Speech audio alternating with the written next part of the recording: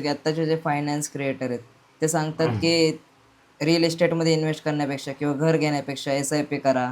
मग त्यात जे रिटर्न्स येतील मग त्यांनी डाउन पेमेंट भरा वगैरे. सो तुम्ही पण ह्या गोष्टी ऐकत असाल कस्टमरकडून, की मी एस-आय-पी करतो आणि मग कुठेतरी रिटर्न्स आल्यानंतर त्याचं डाउन पेमेंट वगैरे भरतो.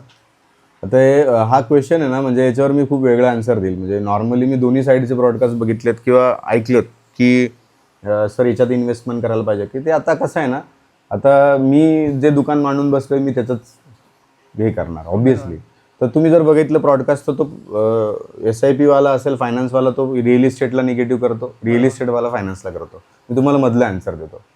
माझं असं आहे की याच्यावरती माझं असं मत आहे की एस-आय-पी पण चांगलं आहे, म्युच्युअल फंड पण चांगलं आहे, तुमचे जे स्टॉक मार्केटिंग आहे ते पण चांगलं आहे, रिअल इस्टेट पण चांगलं आहे, काही प्रॉब्लेम नाही. इंडियामध्ये पॉप्युलेशन वाढत चाललं आहे, बरोबर.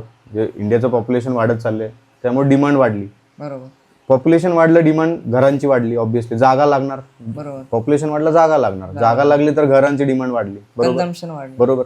पण त्या नुसतं घरावर येऊन थांबत नाही ना. मग माझी गाडी आली, टू व्हीलर आली, माझं कपडे आले, माझे हॉटेल्स म्हणजे खाणं फिरणं ट्रॅव्हलिंग आलं, स्कूल कॉलेजेस आले, इन्फ्रा आलं, बाकी सगळ्या गोष्टी आलं.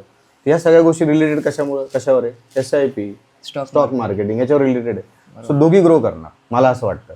आणि दोघीमध्ये अपडाऊन मी अजून पण हे मानत नाही, पण दोघी सोबत ग्रो करणार. बट परत as a real estate adviser मला तरी ऑब्झर्वेशनमध्ये मी दोघी करतो, जे केलेत किंवा मी बघतोय, माझे स्टडी केलं तर मला रिअल इस्टेट अजून थोडंसं पॉवरफुल वाटतं कम्पेअर टू दिस.